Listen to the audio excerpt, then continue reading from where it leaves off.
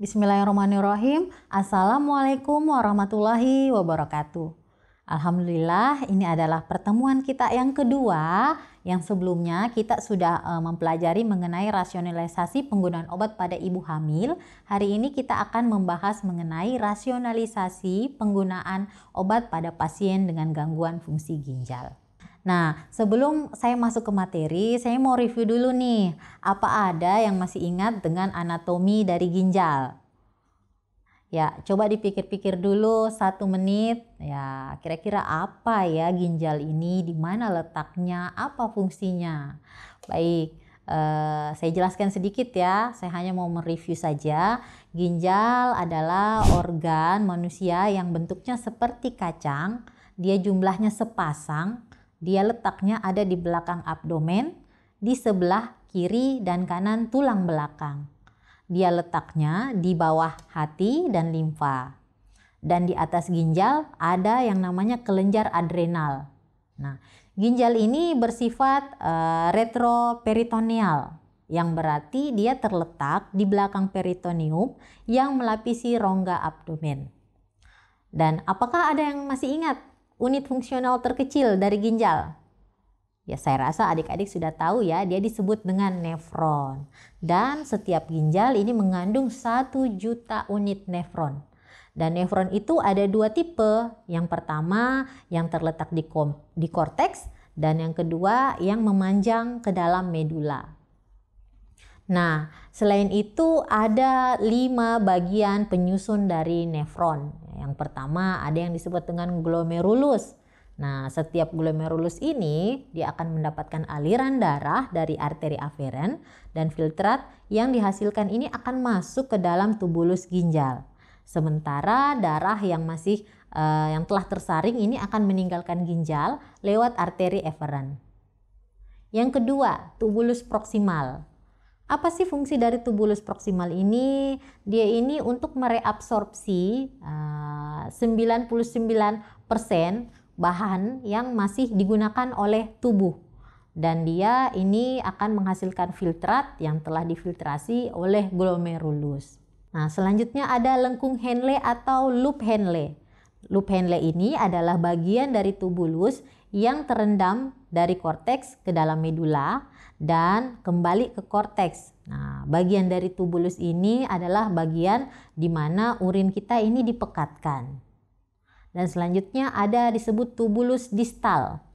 Nah, di mana konsentrasi akhir urin ini bergantung pada jumlah hormon ADH, antidiuretik hormon, yang disekresi oleh kelenjar pituitari. Dan yang terakhir ada yang disebut dengan tubulus pengumpul atau ductus pengumpul. Nah, namanya juga pengumpul ya. Jadi bagian ini berfungsi untuk mengumpulkan urin untuk diekskresi.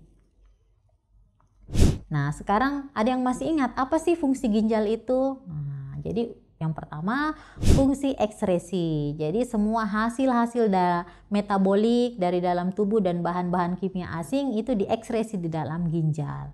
Ginjal juga berfungsi dalam pengaturan keseimbangan air dan elektrolit. Dia juga berfungsi dalam pengaturan tekanan arteri, pengaturan keseimbangan asam basa, dan dia juga punya fungsi hormonal.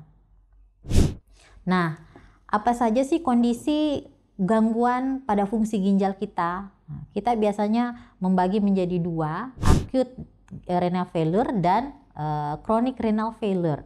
Nah, kalau di bahasa Indonesia kan berarti gagal ginjal akut dan gagal ginjal kronik. Tapi kita singkat saja ya, acute renal failure menjadi ARF ya, supaya lebih gampang. Nah, kita masuk ke bagian yang pertama ya. Jadi untuk acute renal failure atau ARF, di mana seseorang dikatakan mengalami kondisi ARF jika fungsi ginjal menurun selama waktu jam atau beberapa hari. Kita bisa tahu penurunan ini berdasarkan nilai serum urea dan kreatinin yang bisa meningkat secara tiba-tiba. Nah, kalau kita lihat nilai BUN. Nilai BUN ini normalnya 7-20 mg per desiliter. Sedangkan nilai kritis kalau dia naik menjadi 5 kali lipat hingga di atas 99 mg per desiliter. Selanjutnya ada nilai kreatinin. Nah, untuk pria, nilai kreatinin normal 0,8 sampai 1,4 mg per desiliter. Dan untuk wanita, nilai kreatinin normal 0,6 sampai 1,2 mg per desiliter. Namun jika kondisi ARF, dia akan meningkat sampai 5 kali di atas normal, sehingga nilai kritisnya bisa mencapai di atas 5 mg per desiliter. Setelah itu kita harus tahu dulu apa sih penyebab dari ARF ini, dan biasanya penyebabnya berasal dari 3 sumber. Apakah yang bermasalah di bagian prerenal, ataukah yang bermasalah langsung pada renal, ataupun postrenal. Nah, kita masuk dulu ke penyebab yang pertama ya pada prerenal. Nah, pada kondisi yang berasal dari gangguan ginjal berdasarkan dari prerenal, yang paling banyak ini biasanya pada pasien rawat inap itu adalah kondisi penurunan perfusi ginjal. Nah, penurunan perfusi ginjal ini biasanya disebabkan karena apa? Yang pertama, kondisi shock, kondisi major hemorrhage, kondisi volume depletion, sepsis, dan kondisi hipertensi. Dan orang-orang seperti apa saja sih yang beresiko untuk mengalami ARF ini? Ya, jadi yang pertama adalah pasien-pasien usia lanjut atau geriatri, orang-orang yang menggunakan terapi antihipertensi, orang-orang yang menggunakan obat diuretika, yang menggunakan obat NSAID, dan menggunakan obat-obat ACE inhibitor. Untuk penyebab ARF yang kedua, dia ini langsung bersumber langsung pada renal ya. Jadi disebabkan oleh agen-agen nefrotoksik. Biasanya disebabkan karena penggunaan obat. Nah, obat-obat itu antara lain seperti golongan aminoglikosida, golongan NSAID, dan obat cisplatin. Nah, selain itu masih banyak lagi ya obat-obatan lain yang berpotensi menyebabkan nefrotoksik. Untuk lebih jelasnya saya tampilkan pada tabel. Nah, Anda bisa lihat sendiri ya, misalnya golongan obat ACEI, ARB, acetaminophen, aciclovir, beta-lactam, simetidin, furosemid, litium, omeprazol, rifampicin, dan masih banyak lagi golongan-golongan obat yang dapat menyebabkan nefrotoksik. Nah, selanjutnya kita masuk pada penyebab ARF yang postrenal. Nah, ini biasanya terjadi obstruksi pada duktus pengumpul atau pada saluran urinaria. Nah, biasanya penyebabnya karena ada kristaluria. Nah, biasanya untuk yang kristaluria ini disebabkan karena penggunaan obat-obat methotrexat, nitrofurantoin, sulfonamida, atau adanya terbentuk kristal urat. Nah, kristal urat ini biasanya efek samping dari terapi obat-obat sitotoksik.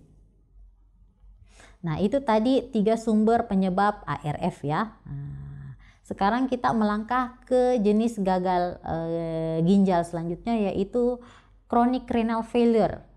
Chronic renal failure ini apa sih? Jadi kondisi yang ditandai di mana nilai laju filtrasi glomerulusnya kurang dari 60 ml per menit selama 3 bulan atau lebih, dan penyakit ini akan jika mengalami perburukan akan menuju ke ESRF atau end stage renal failure. Nah, untuk penyebab dari chronic renal failure itu selalu disebabkan oleh kondisi klinis seperti penyakit-penyakit penyerta atau komorbid ya, seperti diabetes, hipertensi, atau penyakit-penyakit autoimun. Ya, ada beberapa sih penyakit yang mirip dengan kondisi ARF, tetapi dia ini bisa langsung menyebabkan kondisi end-stage renal disease ya. Nah, seperti adanya batu pada ginjal, chronic pyelonefritis, penggunaan kronik obat-obatan, dan kejadian keganasan atau malignansi. Ya, apa saja sih sebenarnya faktor-faktor risiko yang dapat menjadi pencetus gangguan fungsi ginjal? Nah, yang pertama karena faktor usia ya, atau extreme of age.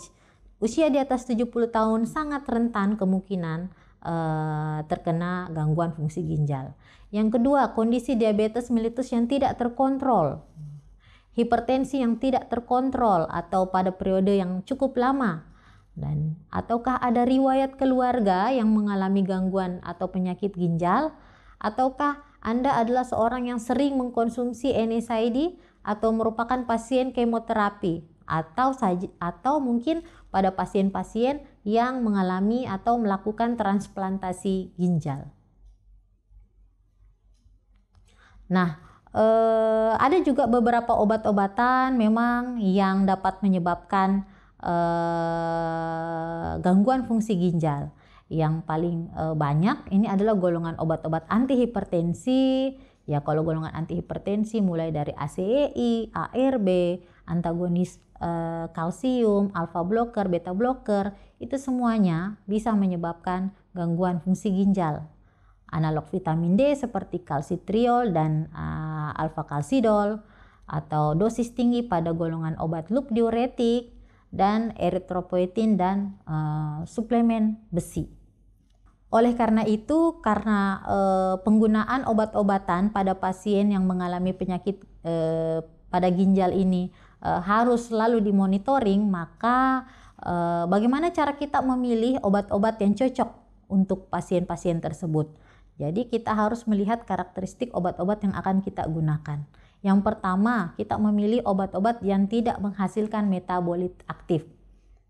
Yang kedua, disposisi obat tidak dipengaruhi oleh perubahan keseimbangan cairan tubuh. Dan yang ketiga, disposisi obat tidak dipengaruhi oleh perubahan ikatan protein. Nah, yang keempat, respon obat tidak dipengaruhi oleh perubahan kepekaan jaringan, mempunyai rentang terapi yang lebar, serta harus diyakinkan bahwa obat tersebut tidak bersifat nefrotoksik. Ya, bagaimana untuk anjuran dosis pada pasien yang mengalami gangguan fungsi ginjal? Nah, sebagai calon apoteker, Anda harus bisa ya menghitung dosis, atau Anda harus bisa menentukan berapa sih adjustment dosis, atau Anda harus menghitung penyetaraan berapa sih dosis jika pasien ini memiliki atau merupakan pasien gagal ginjal. Biasanya kita lihat dosisnya berdasarkan laju filtrasi glomerulus. Ya, perubahan dosis biasanya sering dilakukan pada pasien dengan gangguan fungsi ginjal. Ada juga dengan upaya menurunkan dosis atau memperpanjang interval pemberian obat, ataupun dikombinasi keduanya. Nah, untuk mengetahui bagaimana cara kita bisa mengetahui memonitoring fungsi ginjal, kita bisa lihat dari nilai laju filtrasi glomerulus. Nah, untuk kali ini saya akan memperkenalkan ada yang disebut dengan Cockcroft-Gault formula.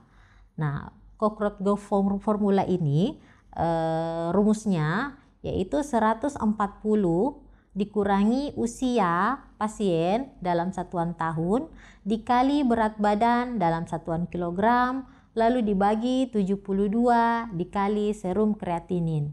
Dan yang perlu diingat ya, jika dia seorang wanita, maka hasilnya harus dikali dengan 0,85.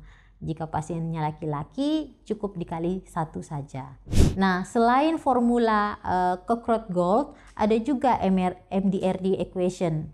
Namun yang umum digunakan adalah yang Cockcroft-Gault formula. Oleh karenanya itu, di sini saya akan memberikan satu buah contoh soal ya. Jadi diketahui seorang pasien laki-laki 50 tahun, berat badan 65 kg, serum kreatinin 7 mg per desiliter. Nah, hitunglah nilai GFR pasien tersebut.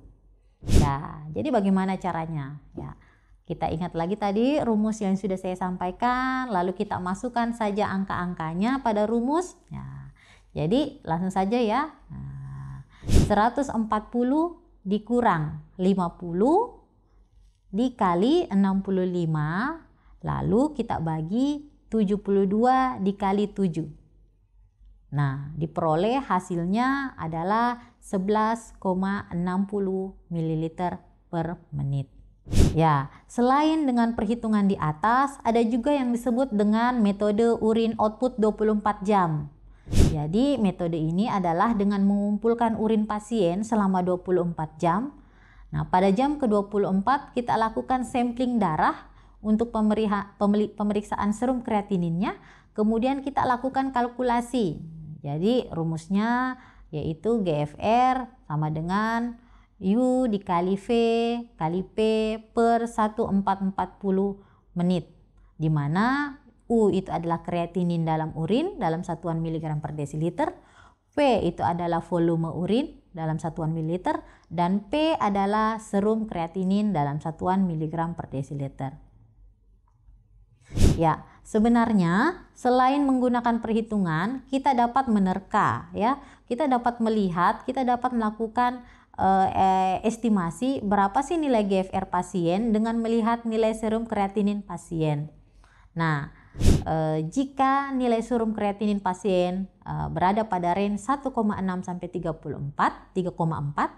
maka prediksi GFR-nya adalah 20 sampai 50 ml per menit. Nah, jika kondisi seperti itu, maka kita bisa klasifikasikan pasien tersebut memiliki gangguan fungsi ginjal dalam tahapan ringan. Nah, jika pasien memiliki serum kreatinin 3,4 sampai dengan 7,9, maka prediksi GFR-nya adalah 10 sampai 20 mg 10 sampai 20 ml per menit, dan dia masuk dalam klasifikasi gangguan ginjal sedang.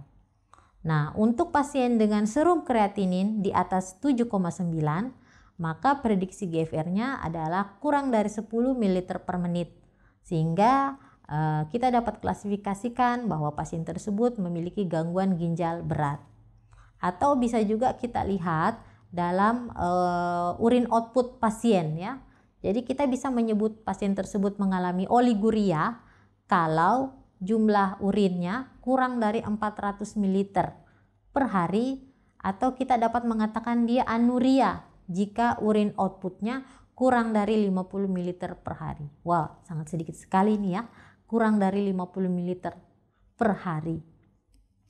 Baiklah, sepertinya cukup untuk saya sampaikan hari ini. Terima kasih telah menyimak video pembelajaran dengan baik. Saya harapkan diskusi kita akan jauh lebih dieksplor lagi, ya, setelah melihat video pembelajaran ini. Terima kasih. Wassalamualaikum warahmatullahi wabarakatuh.